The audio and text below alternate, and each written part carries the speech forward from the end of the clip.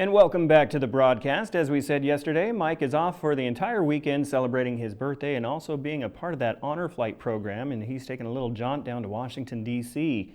So fun times for him this weekend. Sun times for us right now, pretty clear outside.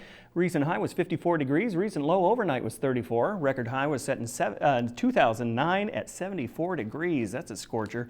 Record low was 13 in 1927. Sun rose at 5:24 a.m. Sunset at 10:17 p.m., giving us total daylight of 16 hours, 54 minutes.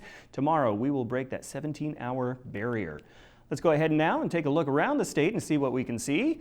Fairbanks was, no, it wasn't 37. And like I said, it was 54 degrees, but 27 for Fort Yukon, 25 for Barrow, 38 degrees for Nome, and Bethel, 37 degrees. Raining still in the Anchorage Bowl area, 49 degrees there. Kodiak, 50 degrees, and Cold Bay, 46. Raining continue on the Panhandle as well. Juneau, 52. Ketchikan, also 52 degrees, so a little wet down south. Let's go ahead and take a look and see what we can see across the U.S. map, the contiguous 48 states. Storm systems affecting the Florida coast there as well, but if you go north from that on the eastern seaboard, things are looking just fine for springtime. D.C.'s checking in 65 degrees, New York as well, 65. Flipping over on the west side, Seattle 70 degrees today, San Francisco 71, just 1 degree, a little bit warmer. And then Vegas and Phoenix getting the good rays right now, 93, 95 respectively. And across the state, Plain States, pretty much sunny skies, nothing to really report. Minneapolis, where I used to live, 74 degrees. Nice for them. Let's take a look into early next week on the U.S. forecast. As you can see, some showers developing over the Rockies, and those will affect parts of Colorado as well. Nothing dangerous at this point or considered, something to watch for. Other than that, kind of a cooling trend toward the states surrounding the Great Lakes, as well as you can see, that jet stream is getting lower, and so that means cooler conditions all over the United States down there. Well, we're a part of it too, but I'm saying lower 48. And humid degrees in Florida as well. Okay, let's go ahead and take a look at tomorrow's forecast for today. So that's why it's called today's forecast, just so you know.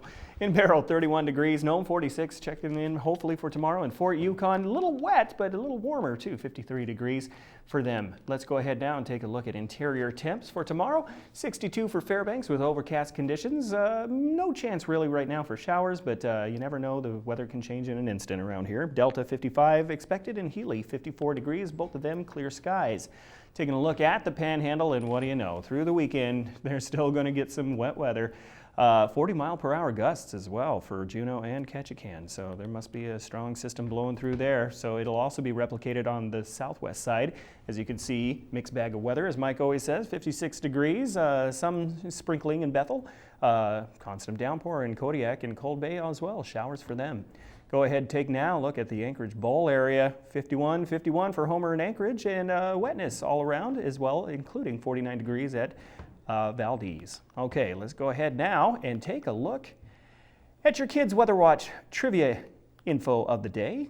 Here we go. In 1931, the Yellow River of China had a series of floods that resulted in an estimated 145,000 to 4 million deaths. Of course, records weren't kept very well over there, so we don't know for sure, but wow, that's a huge range and interesting weather fact for today. Thanks to Mount McKinley Bank for providing kids weather. And of course, next week, Mike will be back, and so will a new set of kids from Joy Elementary School. Okay, let's take a look at our short-range forecast overnight. Well, here's where the moisture steps in for us.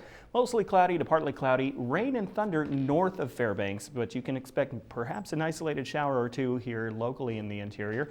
Overnight low 35 degrees. Tomorrow 62, partly sunny for a warm Saturday, getting warmer. And as we take a look at our extended forecast, 61 degrees through the weekend into the work week of next week. But look at those overnight temperatures, 34 for the lowest overnight temperature, but creeping up into the 40s. More and more we're getting ready for planting our crops, but we're still almost a month away from that, or at least that's what they advise. And yeah, scattered showers on Sunday, clearing out by Monday, and then Tuesday and Wednesday, rain returning once again. Well, tell you what, it's going to be a good weekend, I think. Yeah. Usually those rain storms and clouds, they develop late afternoon into evening. So if you have plans for the daytime, you're pretty safe, pretty good. Do you have plans? Yes, I have plans. Very good. What? Ice dogs Saturday. Very cool, very cool.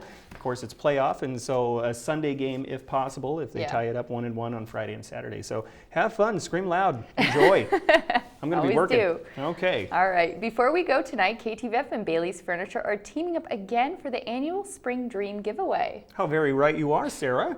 Now watch the evening news for the first half of a word, then go to Bailey's Furniture for the second half and enter for a chance to win $2,500 in furniture. Thanks, Daryl. You're And the welcome. word this week is sleeper. All right, you've got the tip. Now go to Bailey's, find that other part of the word, and sign in to win. That will wrap up this edition of the Fairbanks Evening News. We are glad you could join us. NBC Nightly News with Lester Holt is coming up next. Now tune in tomorrow for the weekend's only televised newscast at 6 and 11 with Katie Looper and Joe Cook. From all of us here at the News Center, have a uber super duper night. Why not?